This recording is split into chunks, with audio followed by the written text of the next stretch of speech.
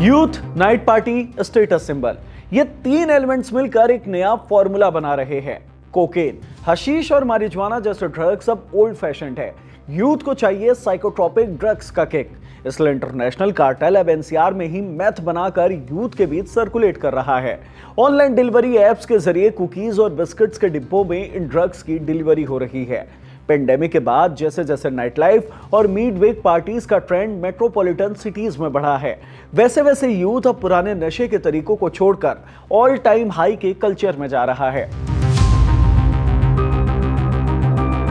आंकड़े देखिए, 2021 में दिल्ली पुलिस ने सिर्फ 400 ग्राम कोकीन पकड़ा था। 2024 में 1293 किलो कोकीन पकड़ाई है, यानी कि 3 लाख % से भी ज्यादा का ग्रोथ हुआ है।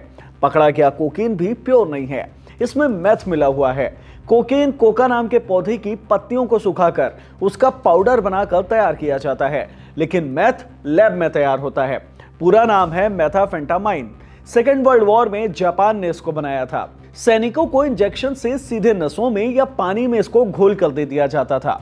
वो एक्स्ट्रा एक्साइटेड रहते थे, थकान नहीं होती थी और नींद नहीं आती थी। अब ये ड्रग कार्टेल इसी मैथ को कोकेन के साथ मिलाकर बेच रहा है। इसका कारण प्राइस मैनेज करना। इंटरनेशनल मार्केट में 1 किलो कोकेन का दाम करीब 10 करोड़ रुपए है। प्योरिटी के हिसाब से रेट ऊपर नीचे होता रहता है। दिल्ली पुलिस ने जो ग्रेटर नोएडा के लैब से मैथ सीज किया है, उसके 1 किलो का दाम 3 करोड़ रुपए है। कोकेन के मुकाबले सस्ते मैथ को कोकेन में मिक्स करके बेच दिया जाता है। इससे दाम तो कम होता है, लेकिन नशा दोगुना होता है। कोकेन और मैथ अकेले नहीं है, म्याऊ म्याऊ और क्रैक 2 और ड्रग्स हैं जो एनसीआर में पॉपुलर हैं। कोकेन को बेकिंग पाउडर के साथ पकाया जाता है, इससे ये छोटे छोटे पत्थर के टुकड़ों की तरह बन जाता है। इसे गर्म करके जब सिगरेट की तरह फूंका जाता है तो चटकने की आवाज आती है, इसलिए इसको रॉक्स या क्रैक कहा जाता है। म्याऊ म्याऊ भी एक साइकोट्रोपिक ड्रग है। 21 फरवरी 2024 को पुणे से 1700 किलो म्याऊ म्याऊ सीज किया गया है, जिसकी कीमत 3000 करोड़ रुपए से भी ज्यादा है। इस ड्रग को drone, M cat, white magic या बबल भी कहते हैं। ये कोकीन से सस्ता होता है। चीन की लैब में इसे सिंथेटिक खाद के तौर पर बनाया गया था, बाद में इसका नशे के लिए यूज होने लगा। 2015 में भारत सरकार ने इसको बैन कर दिया था। इन साइकोट्रोपिक ड्रग्स का प्राइस चरस गांजे की तुलना में ज्यादा है, लेकिन अब चरस गांजे की बिक्री में कमी आ रही है। मेट्रोपॉलिटन सिटीज के यूथ की पहली पसंद केमिकल ड्रग्स ही बनते जा रहे हैं। इसका कारण जानते हैं।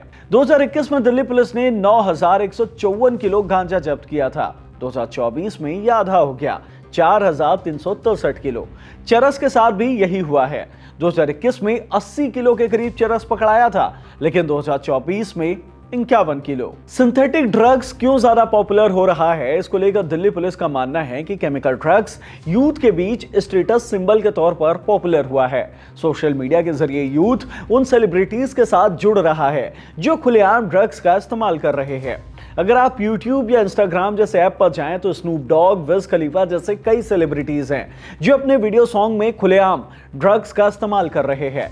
इन वीडियोस को मिलियंस में नहीं बिलियंस में व्यूज मिल रहे हैं। भारत का यूथ भी इसको देख रहा है और इससे इन्फ्लुएंस हो रहा है। दिल्ली पुलिस का कहना है कि यूथ जिसके पास पैसा है वो अब हशीश या मारिजुआना की जगह साइकोट्रोपिक ड्रग्स ही खरीद रहा है या खरीदने की कोशिश कर रहा है, ताकि वो भी कूल लग सके। इन यूथ तक कैसे पहुंचाया जा रहा है ये ड्रग्स, वो भी समझते हैं। 2024 में दिल्ली, एनसीआर, मुंबई, भोपाल, अमृतसर और हापुड़ से इंटरनेशनल ड्रग कार्टेल का भांडाफोड़ हुआ था। नाम आया था वीरेंद्र बसोया कार्टेल का, जो दुबई से पूरा बिजनेस मैनेज करता है। दिल्ली पुलिस के मुताबिक हाल के सालों में देश के अंदर साइकोट्रोपिक ड्रग्स की सप्लाई और इजी अवेलेबिलिटी के लिए इसी कार्टेल का सबसे बड़ा हाथ है। जानते हैं कि यह कार्टेल काम कैसे करता है। 12 अक्टूबर 2024 दिल्ली के महिपालपुर में गोदाम पर पुलिस रेड मारती है। यहां 500 किलो कोकीन मिलता है। मामले में 3 लोगों की गिरफ्तारी होती है। पूछताछ में और कोकीन का ट्रेस मिलता है। अगला रेड रमेश नगर के खाली दुकान पर किया जाता है। यहां से 208 किलो कोकीन मिलता है। ये सभी कोकीन कार्डबोर्ड के अंदर नमकीन के पैकेट्स में पैक होते हैं। जांच में पता चलता है कि यह कोकीन रविंद्र बेसोया कार्टेल का है। बेसोया ने यह कोकीन कोलंबिया से कार्गो शिप्स के जरिए दुबई मंगाया था और फिर वहां से पुराने शिप के जरिए चेन्नई भेज दिया। चेन्नई से इस कोकीन को उत्तर प्रदेश के हापुड़ लाया गया और फिर वहां से दिल्ली। इस कोकीन को दिल्ली, मुंबई और गोवा में बेचा जाना था। ये कार्टेल 3 मैप के जरिए एक दूसरे से बात करता है। ये ऐप अंडरवर्ल्ड और ड्रग्स कार्टेल के बीच पॉपुलर है। इससे लोकेशन ट्रेस करना बेहद मुश्किल होता है। बेसोया कार्टेल की बातचीत बॉलीवुड के गानों या फिल्मों के डायलॉग्स के जरिए होती है। कार्टेल से जुड़े लोग एक दूसरे को पर्सनली जानते नहीं है। फटे नोट के फोटो शेयर की जाती है। 2 एजेंट एक दूसरे से नोट का सीरियल नंबर मिलाते हैं और फिर ड्रग्स और पैसों का आदान प्रदान होता है।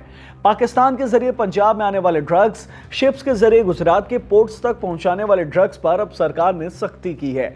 इसलिए ड्रग्स कार्टेल ने नया तरीका खोज लिया है। ये कौन सा तरीका है वो भी समझते हैं। दिल्ली पुलिस का कहना है कि कोकीन तो बाहर से मंगा ली जाती है, लेकिन मैथ ज्यादातर इंटरनेशनल कार्टेल के लोग यही देश के अंदर ही तैयार करते हैं। एनसीआर और आसपास की सोसाइटी के फ्लैट्स में लैब बनाए जाते हैं और चुपचाप मैथ या क्रैक जैसे सब्सटेंस तैयार कर लिए जाते हैं। इन लैब्स को इन हाउस प्रोसेसिंग यूनिट कहा जाता है।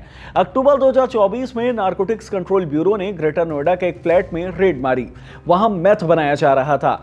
यहां से तिहाड़ जेल के वार्डन नवीन मान को गिरफ्तार किया गया था।